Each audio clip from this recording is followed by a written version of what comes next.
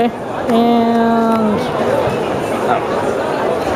hey, this is Doug from Game Shampoo. I'm here with Jennifer from Mystic Revolution. Hi. Thanks for agreeing to this interview. Yeah, no problem. So, what got this started? Basically, I've always loved doing comics and telling stories. Essentially, I started drawing characters in my sketchbook, and I drew like the first sketch of Brazas, which was very different, a completely different style, and you can find it on my old DeviantArt page if you really want to go hunting. But I was doing portfolio reviews at like the local Wizard World Chicago, and this is when I was like 16, 17, because I wanted to be an artist, and somebody was like, you know, this looks like a character from a video game, and I was like, video game, eh? And you know, doing, and I always loved RPGs, since like Baldur's Gate 2 and stuff.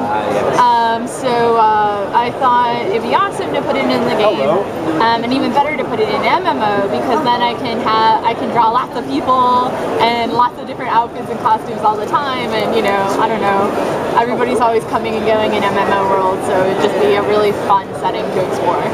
Yeah, plus, you know, as you've shown, you get lots of different characters, and it really seems like you've set up a big world.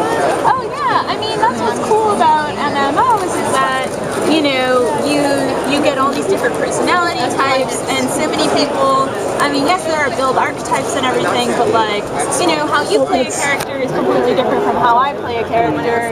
You know, some people are more aggressive, some people are more passive, you know, I mean, it's just cool to see the different play styles between people, and when trying to conceptualize the game that the comic takes place in, I really wanted to allow it to have it so that, you know, it could be a game where anybody could play how they want to. Yeah, well, it's pretty interesting because it seems like you're using full VR for this. Yeah. Chocolates. Thank you. It's a worthy pause. Chocolate.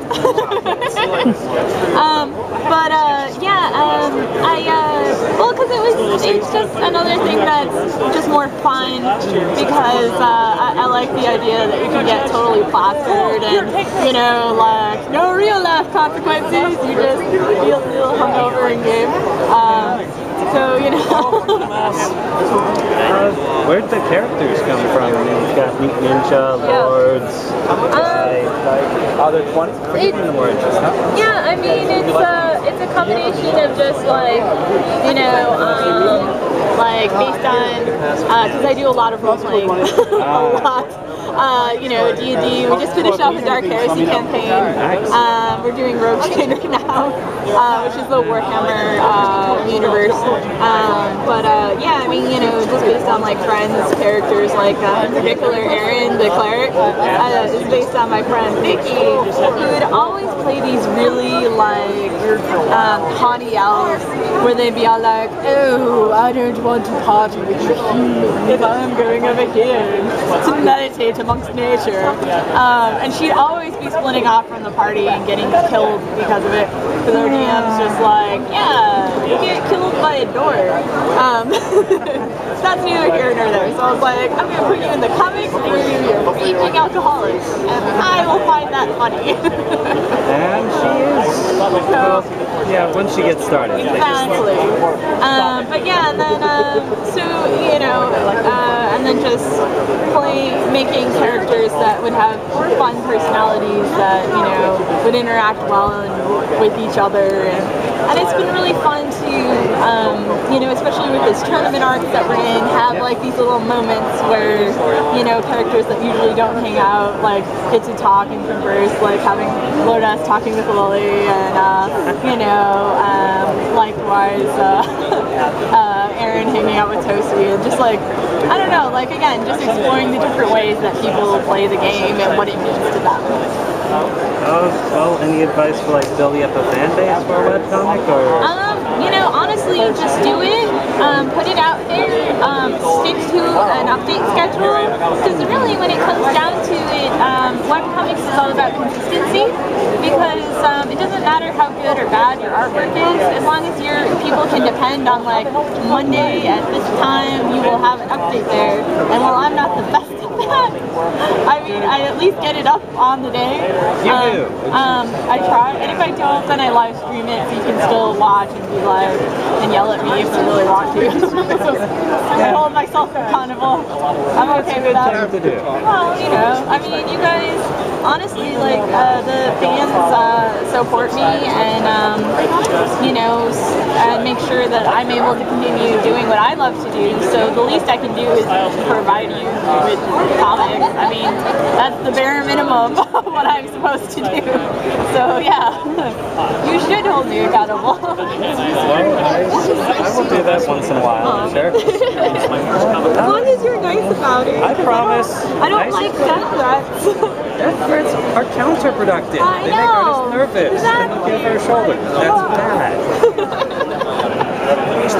Indeed. Any MMOs you're playing at present? Yeah, I'm currently playing through the Secret World. It's a really weird game. I mean, like, combat-wise, it's not anything new. Very much just like Tours, where it's just like, you know, you have your one auto attack or whatever, and then, what's cool about it is that the quest system is really intriguing in that, I was telling you a little bit about this yesterday, but it's not like every other MMO right now where you go like, I mean, you know, Tor tried to do something by making it have a story, but essentially you're still doing the Warcraft thing of going like, here's a new area, now I go exclamation point, exclamation point, exclamation point, and then like there and there on the map in the area, and that's boring because then it doesn't really matter what the quest is because you're still just going to connecting the dots.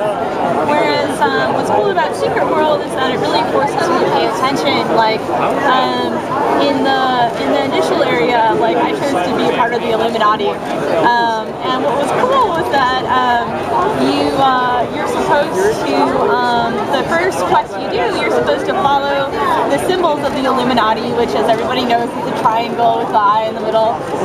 And I didn't even realize that. I just assumed it would be like every other MMO where it shows you on your mini-map where you're supposed to go. So like I'm like wandering around the starting area just like, where the hell am I supposed to go? And I completely missed like this door that has this really cool like graffiti of the all-seeing eye. And then from there it leads you through a maze where you have like little hands pointing and then like little all-seeing eyes on the walls as graffiti. So it's cool because then that leads you to your base. So it's just nice to have to actually like pay attention to what you're doing in an MMO. Likewise, they had a quest we just did where there's no combat involved at all. I know. What? It's a completely investigative quest, and the game has a browser built into it so you can look stuff up. Huh. It was you had to like one of the things to go to the next area was that there's a name and it says like in memoriam of so and so and then the year. So you look up that guy and you find out that he's like this painter from the 15th century and he's known for doing these portraits. So then you go to the, you know, after, you know, trying to figure out the clues in the poem, you figure out that it's like a government building. So you go in there and it's a whole gallery of paintings. So then you have to figure out which one of those paintings is closest to that guy's style. And there's like 30 paintings in there. I know. So pretty epic and pretty awesome. I know. So it's awesome because, you know, again, it's using your mind to think of things. I live here in San Diego. And I really appreciate that. So I don't know how long I'll play it, but I'm having fun with it so far. That's all that really counts. Yeah. Thank you very much. Yeah, thank you. It was fun. It's amazing.